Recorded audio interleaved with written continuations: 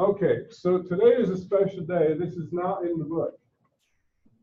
This is an outline that can be very, very, very helpful, okay? This is actually an outline for chapters 10 through 14, okay?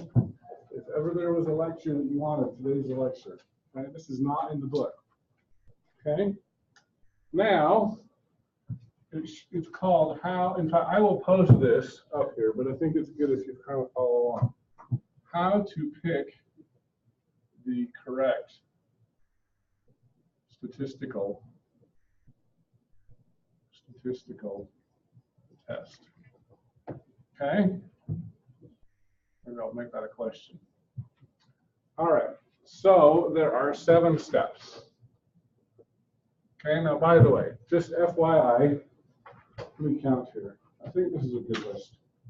4, 8, 12, 14 tests here. Okay? We're going to learn them one at a time. But I'm going to teach you, I'm going to give you the outline for all 14 tests today. Okay? So here's the problem. When you learn 1 or 2 or in each chapter, it's really easy because whatever I taught you that day, that's the test. And then the test comes and I mix them all up. And you're like, oh, which of these 14 tests am I supposed to pick? Okay? And so that's what makes it hard. Okay? So this is how you pick. Okay? Now you should ask yourself 7 questions. Okay? These are the questions you should ask yourself, and the answers will help you pick the correct test. Question number 1, is the data quantitative, categorical, or regression? Okay? Now, as we do this, one of the things I'm going to try to do, I'm going to try to do an example as we go. And I don't know if I'm going to be able to write this all on the same board here, but we're going to try. Turn out the light here, see if that helps.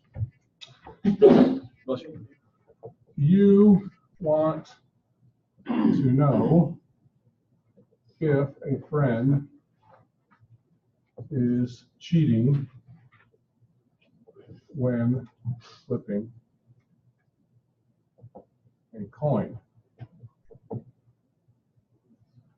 After 10 flips, it comes up 7 heads. Okay? All right. So let's ask this question. In fact, I'm probably going to try to leave these questions on the board. So given the information in this problem here, is the data categorical, quantitative, or regression?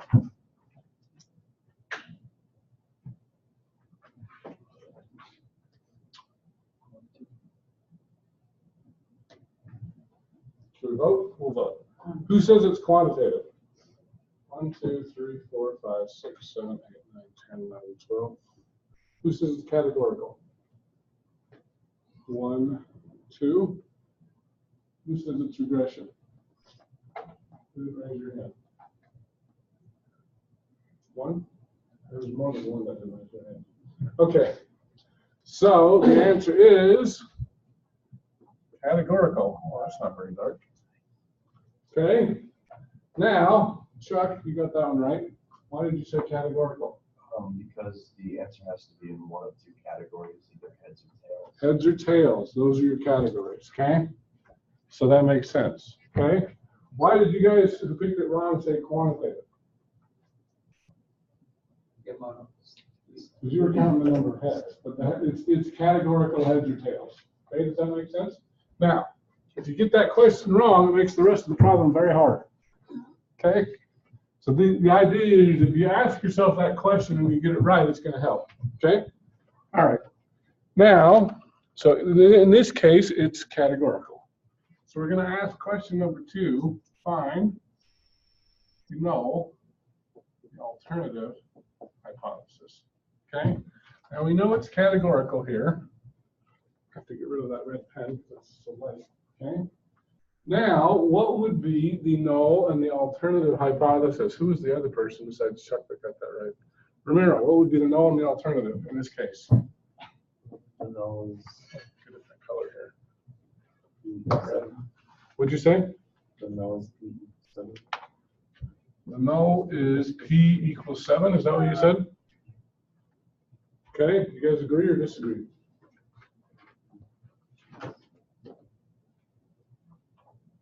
You got a half right. Is it P or some other letter?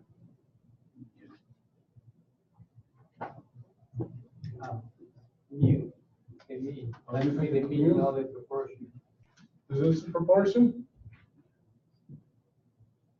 It is a proportion, so the P was right. But P, if it's a proportion, cannot be greater than 1. So that 7 can't be right. Okay? What should the P equal? Now let's talk about what does your null hypothesis mean? 100%. Null hypothesis doesn't mean 100%. Awesome. What'd you say? You said P equals 0.5. Why would it be 0.5?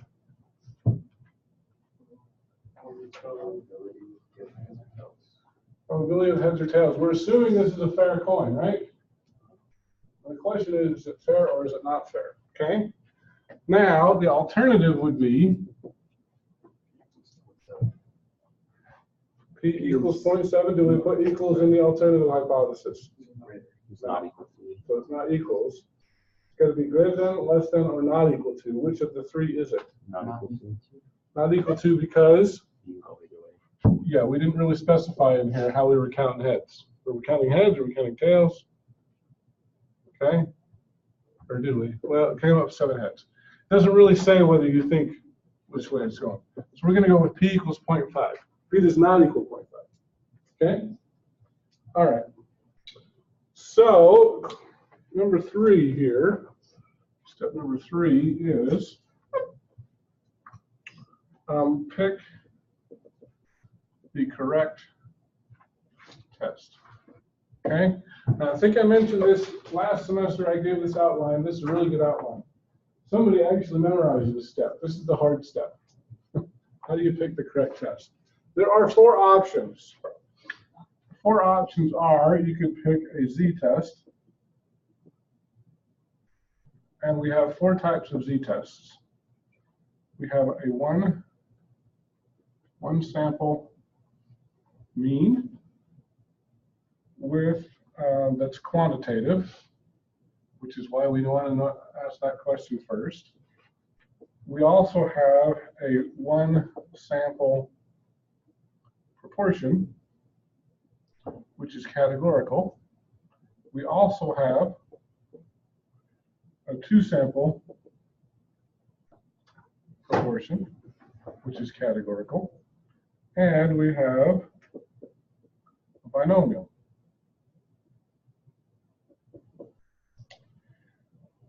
Which is also categorical. Getting kind of low on the board there, so I'll go to the next one. Okay, so that's one type of test. Another type of test we could do is a t-test. We have 4 types of t-tests. One sample mean, which happens to be quantitative. We've also got a 2 sample mean, which is quantitative. We've also got a paired sample mean, which is quantitative. And we have a slope test, which is regression. We also have an F-test. I didn't tell you anything about the F distribution, have I? Here's your preview. We have one test which is called the ANOVA test, which stands for analysis of variance. We'll talk about that not today, but which is more than 2 means, and it is quantitative. And we have 2 population standard deviations, which is also quantitative. And then we have, okay, I'm still looking good on the board. I'm recording, right? Yes, I am. Okay. We also have what we call the chi-square test. Okay. And one of those we have is for more than 2 proportions, and that one's categorical. We have the independence.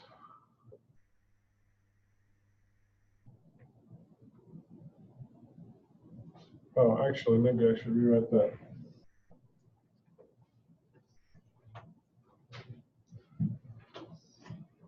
We have to memorize all these. You don't have to, but it can be helpful. Okay, I'm gonna talk you through how to figure these out. Okay, so we'll talk about a thing for this. This is also categorical. We also have goodness of fit, which is categorical, and we have 1 standard deviation, which is quantitative. Okay, so hopefully you can understand why question number 1 is very important, because if you memorize this, some of you will want to do it, some of you won't. We'll do this. Okay, so let's talk about our example here. We're still flipping a coin. So here's the nice thing. Let's underline a few things. Okay, we've decided it's categorical. Yes, you got a question. What is on the I-test? I? First one is ANOVA, A-N-O-V-A. More than 2 population means. Okay. All right. So we've got our data here. We decided it's categorical, right? So one of the things we can do is we can say, well, that's an option, that's an option, that's an option, that's an option, that's an option. Oh, there we go. And so, in fact, if I do memorize this, I've gone from 14 tests, I've gone down to 1, 2, 3, 4, 5, 6. Okay? So I've just eliminated 8 tests. Okay? So of those 6 tests, I could choose a 1 sample proportion, a 2 sample proportion, a binomial, a more than 2 proportions, and an independence test. So, should we vote? Who thinks it's a 1 sample proportion test? 1, 2, 3, 4, 5, 6. Who thinks it's a 2 sample proportion test? Nobody? 1? 1. Who thinks it's a binomial test? 1? Okay. Who thinks it's a more than 2 proportions test? Nobody? Who thinks it's an independence test? Nobody? Who thinks it's a goodness of fit test? Nobody. That's good. It's none of those. Okay. This is a better option here. Okay. So how would you decide between a 1? So it looks like the most people I got was a 1 sample proportion and a binomial test. How would you decide the difference between those 2?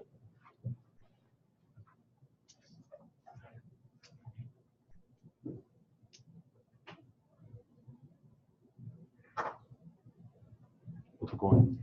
Flip a coin? Yes. Okay. Oh, and this is funny is we're flipping a coin. Okay. So it could be either one of these. How big does your sample size have to be for a 1 sample proportion test?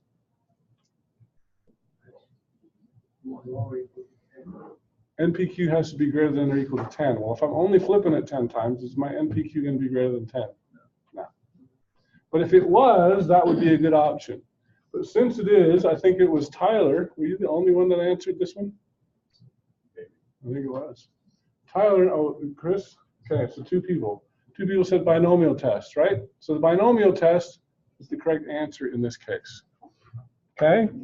So all those rules that we did for the confidence interval, they apply to this as well. Okay? all the exact same rules, okay? Yeah. I could also do, so this one would be what we would say, that's a binomial test, okay? And this one is binomial, okay?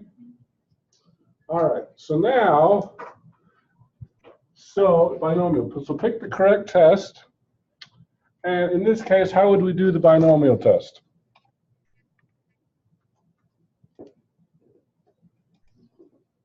Anybody know?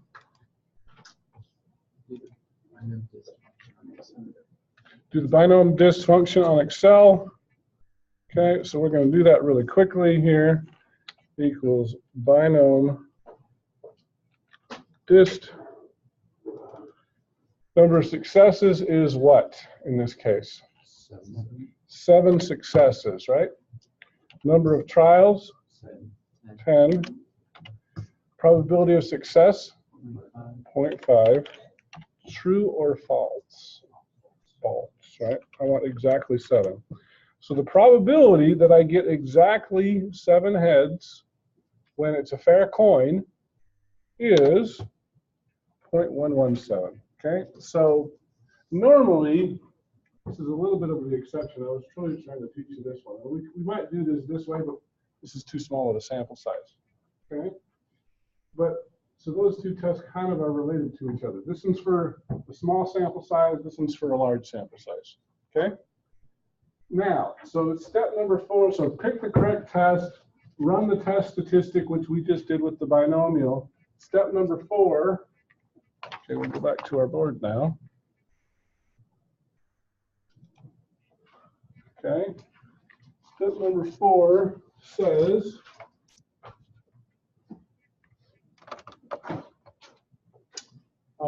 find the p-value. And in our case, we got the value, I think it was 0.117. Does that sound right? I think it was. Yeah, it is. Okay. And then step number 5 says compare to your alpha. Okay. Alpha is your type 1 error. I don't remember if I did post the video from a 9 o'clock class yesterday. I don't know if I mentioned this in our class yesterday. So let's see. So the type 1 error is the better. If you're going to make a mistake, the type 1 error is the better mistake to make. So watch the video yesterday. I gave an example of why the type 1 error is the better error to make. So here's the rule: if not given, assume alpha equals 0.05. That's the most common error we have. Okay? All right. So we're going to compare our p-value, in this case 0.117, to my alpha. Alpha is 0.05. Okay? Now, step number 6 is decide whether to reject or do not reject. Okay? Now, here's the thing. A lot of you are going to want to say accept. Okay? I'm going to refer to that as the other A word. Okay? It's a swear word in my class. Okay? I'm going to wash your mouth out with soap if you say the A word. Okay? We reject the null or we do not reject the null. And if you watched my video yesterday, there was a guy named Adam sitting back there in the corner, and he got in a big argument about me about whether something is evidence or not. Okay? It was kind of a fun little argument, so I was like, just listen to me, okay? Please watch that because it's actually really good. His point was you could always make a mistake, and that's true, okay? So statisticians hate to make mistakes, so we reject the null or we do not reject the null. We never use the A word, okay? Except in very special cases, okay? You can use the A word if you have a small type 1 error and a small type 2 error. We're going to talk about type 2 errors after spring break. Okay? So we'll talk about that then. But at any rate, only then can you, but a lot of times if you have a small type 1 error, you might have a big type 2 error. And so once again, that's why we reject and we do not reject. Okay? So the idea, now, here's a little phrase that can help you remember this. Okay? Whether to reject or whether to not reject. Okay? The phrase is if the p-value is low, reject the ho. Okay, not very politically correct, or the no. Okay, but it is memorable. Okay, so as we're looking at this, okay, I'm comparing my p-value to my alpha. Is my p-value lower than my alpha in this case? No, so reject or do not reject. This says do not reject. And we're always looking at the null hypothesis. You reject the null, you do not reject the null. So going back here, I said that my null was p equals 0.5, right? I am not rejecting that. So the p-value, or the p equals 0.5, I'm saying that my coin is fair. I am not rejecting that. So I'm essentially saying step number 7 is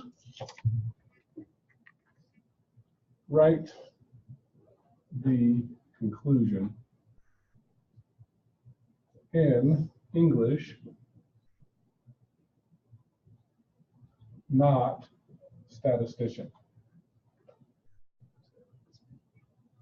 Okay? And what that means is there are certain words I do not want to hear in your conclusion. Words I do not want to hear. I do not want to hear the word reject. Okay? I don't want to hear that. I do not want to hear the word null or hypothesis. Okay? Those are words that you should never include. I'll get you in just a second. So, going back here, the question is, you want to know if your friend is cheating when flipping a coin. Okay? Based on this statistical test, is your friend cheating? You said no. Here, we always like to be a little safer here. So here's what I'm going to say. There is not enough evidence of cheating. Okay? Now, you did get a coin that came up 70% of the times heads. What we're saying is that could happen by chance.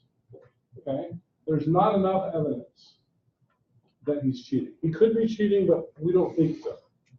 There's not enough evidence. Okay? Chris? Yes, since you said if p-value is low, reject the null. Reject the null. It's lower than alpha, so. Yeah, the p-value is higher than alpha in this case. 0.117 is higher than 0.05. So if it happens less than 5% of the time, then you can reject it. Now, by the way, let me just mention this on alpha. In real life, you can set your alpha. You can think of your alpha as the probability you are wrong. Okay? So if you were wrong 5% of the time and you were right 95% of the time, you'd probably take that on the test, right? If you were going to Las Vegas, you could be right 95% of the time, you could be wrong 5% of the time, I'd take that to Vegas. Those aren't your odds, by the way. Okay? So you could be wrong. So the most common values here for your alpha are 0.01, 0.05, and 0.10. So 1%, 5%, or 10% chance you're wrong. Okay? And what we're saying here is this happens about 12% of the time. If you flip a coin 10 times, it comes out heads about 11.7% of the time. Okay? Question? So on the first day, you wrote about the type 1, type 2 errors. Okay, that's a good question. So the reality is, next week we'll go over type 2 errors, but most of the time we're more concerned about the type 1 error. And so the alpha is what we're going to pay attention to 95% of the time over the next 4 chapters. I guess my question is, what are the circumstances that you would use the word reject, null, and hypothesis in your conclusion? Because here's the deal. You probably, and before yesterday, you'd probably never heard of a null hypothesis. You didn't know about rejecting or accepting or not rejecting, right? Okay, so I want you to speak in English. Okay, those are statistician terms. Really, you want to know if your friend is cheating. Well, there's not enough evidence that he's cheating. Okay, he could be cheating, but we don't have enough evidence. We don't think he's cheating. There's not enough evidence that he's cheating. So I want you to write it in terms of whatever the question is asking you. Okay? So I think what she's trying to ask is, on every single question now, do you want us to do it in English and leave out the statistical language?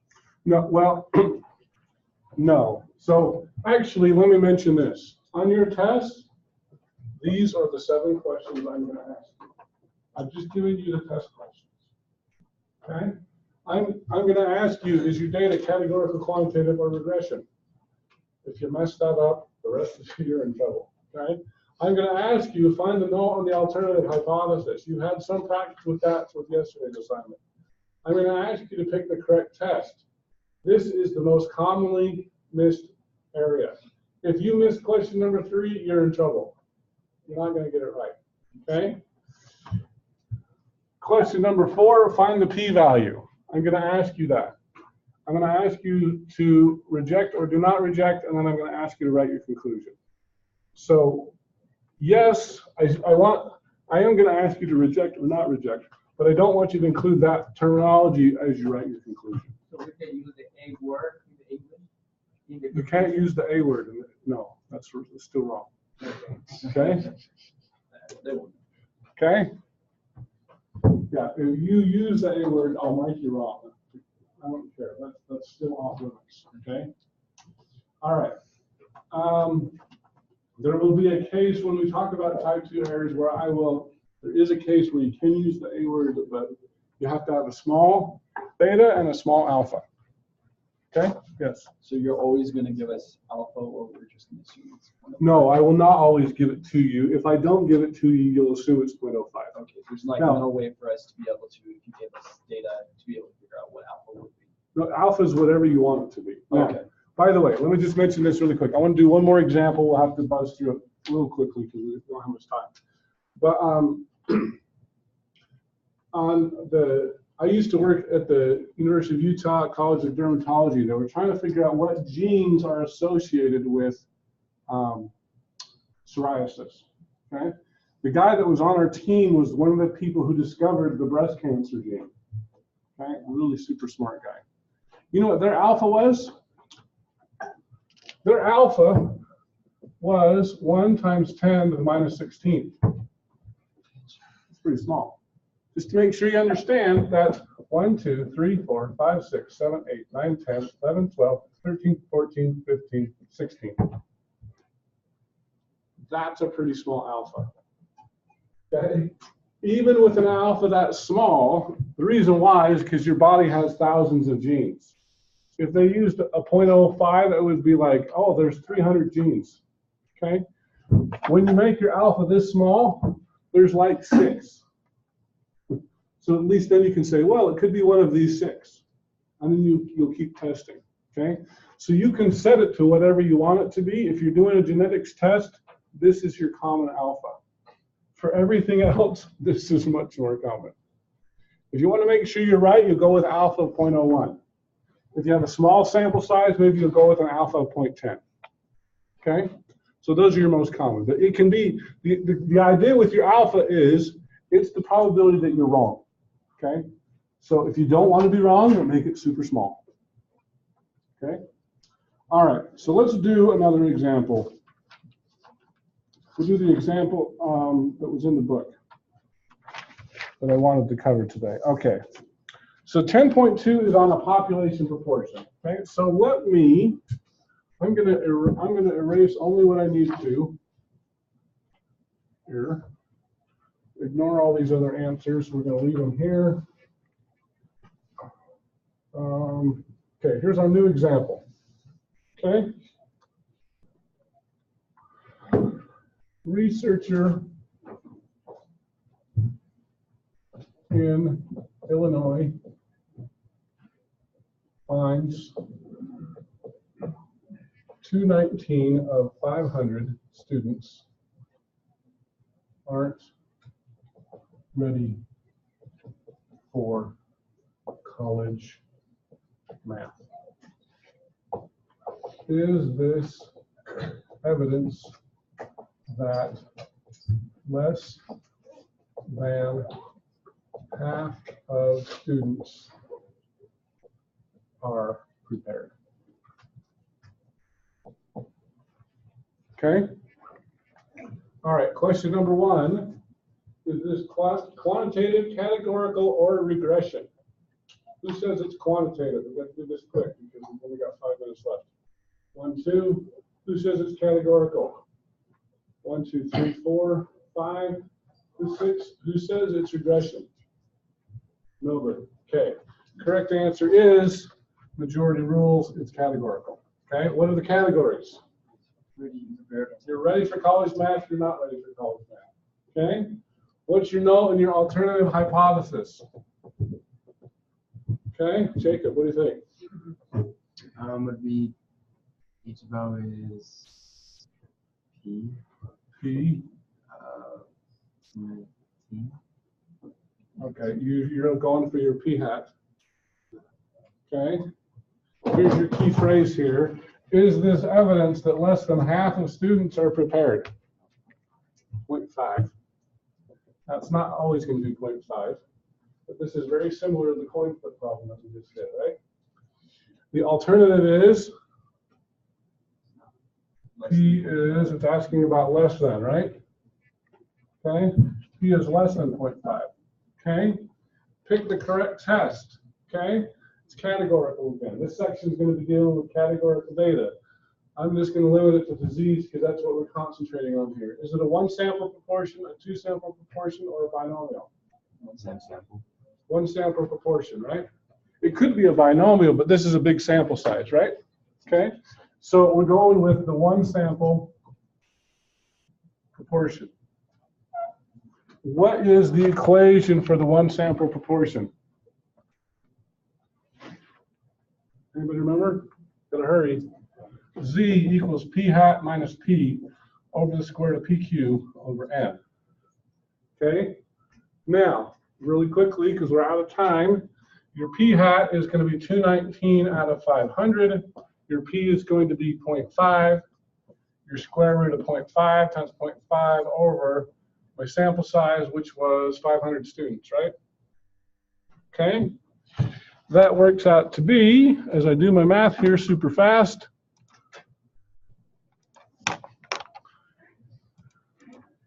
equals 219 divided by 500 minus 0.5 equals the square root of 0.5 times 0.5 divided by 500. I'm going to divide the top by the bottom. Gives me a z-score of negative 2.77.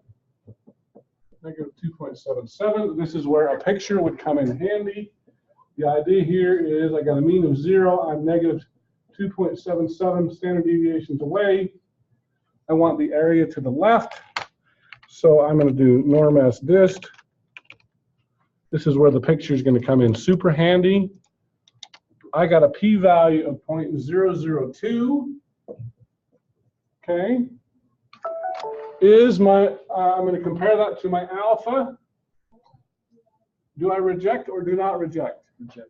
I'm going to reject the null. The null says that half the students are prepared. I've just rejected that. What's my conclusion?